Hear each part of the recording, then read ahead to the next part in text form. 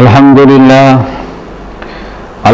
لله نحمده ونستعينه ونستغفره ونؤمن به ونتوكل عليه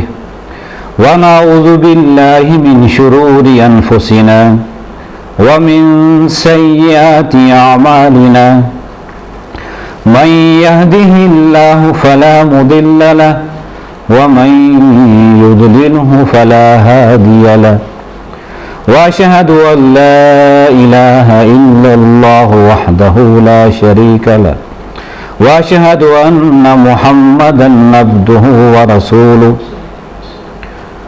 أما بعد فأعوذ بالله من الشيطان الرجيم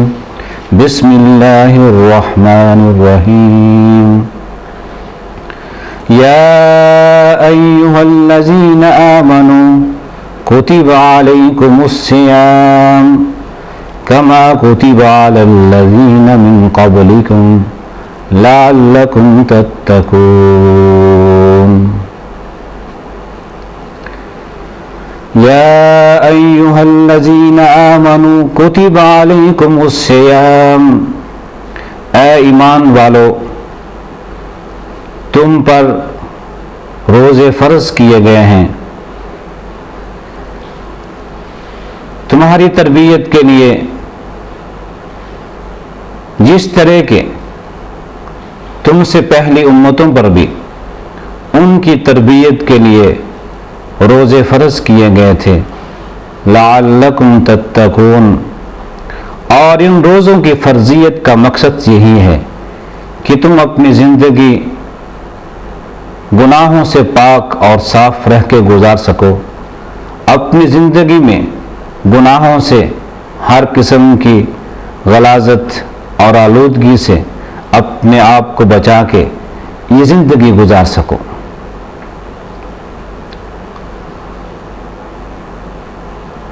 معزز خواتین و حضرات،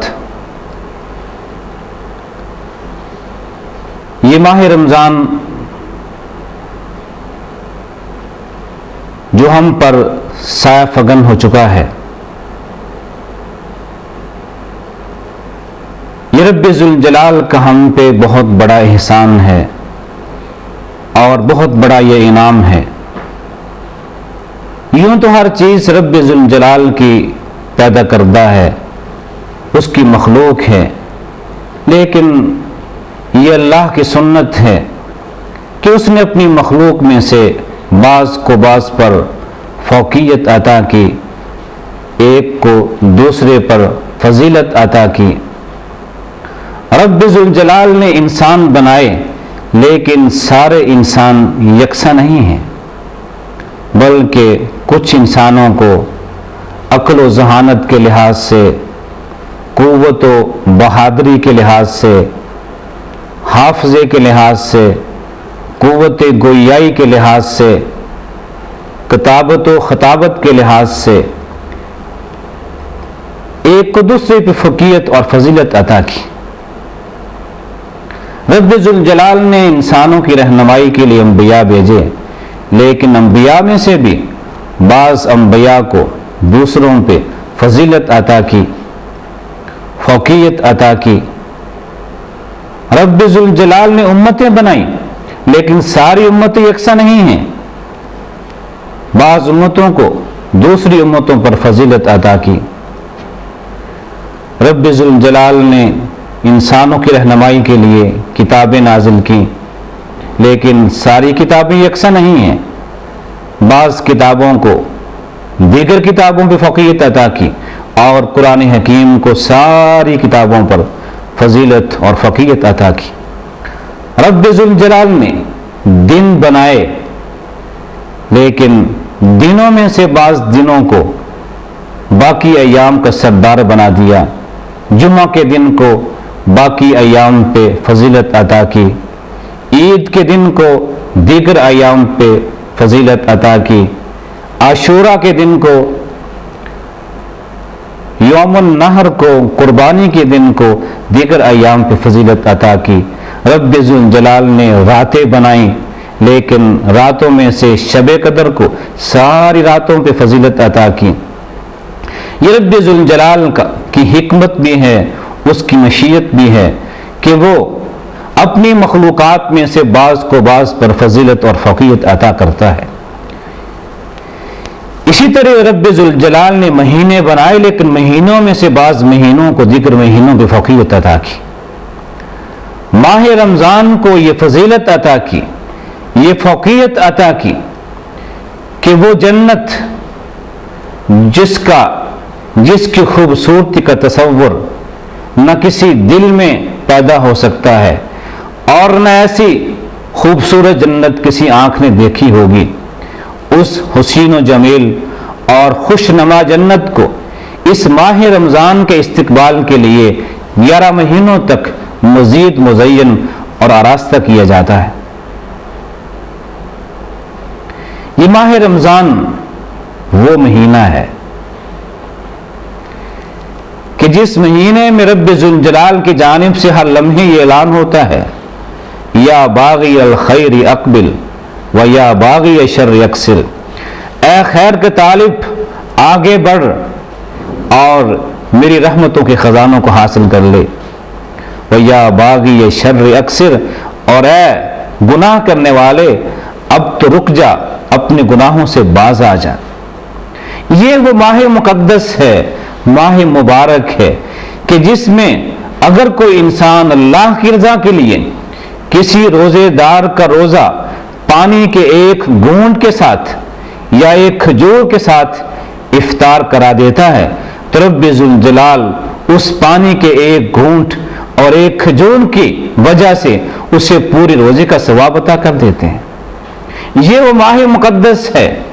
جس میں اگر ایک نفلی کام کیا جائے تو اس کا اجر و ثواب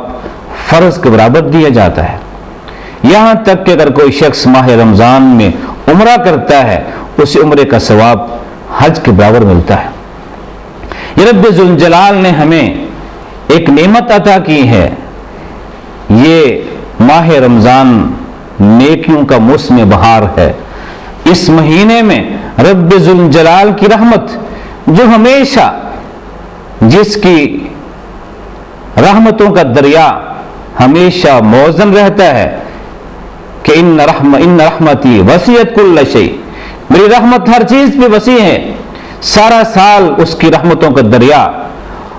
موجیں مارتا رہتا ہے، لیکن اس مہینے میں خاص طور پر رب ذوالجلال کی رحمتیں مزید جوش میں آتی ہیں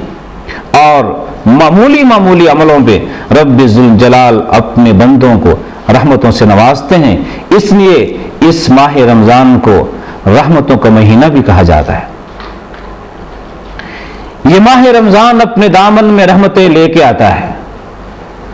لیکن اللہ کی رحمتوں سے مستفید ہونے والے سب یکساں نہیں ہیں۔ اس ماہ مقدس کی رحمتوں کی مثال باران رحمت کی طرح ہے کہ بارش ہوتی ہے ایک ہی وقت میں ایک ہی علاقے میں یکساں بارش ہوتی ہے، لیکن اس بارش سے مستفید ہونے والے لوگ یکساں نہیں ہوتے، اس بارش سے استفادہ کرنے والی زمین یکساں نہیں ہوتی ہے۔ جب بارش ہوتی ہے تو زمین کے کچھ حصے سرسبز و شاداب ہو جاتے ہیں، وہاں پھول اور پھل پیدا ہوتے ہیں۔ زمین کے کچھ حصے بارش کے بعد چمک اٹھتے ہیں، گرد و غبار چھٹ جاتی ہے اور زمین کے کچھ حصے پاک اور صاف ہو جاتے ہیں، لیکن ہم دیکھتے ہیں کہ بارش وہی ہوتی ہے، لیکن زمین کے کچھ حصوں کی غلاظت ختم ہونے کے بجائے وہ بڑھ جاتی ہے۔ وہ زمین کے راستے، وہ زمین کے ٹکڑے بارش کی وجہ سے اتنے غلیظ ہو جاتے ہیں کہ انسان وہاں سے گزرنا پسند نہیں کرتا۔ بارش وہی ہے،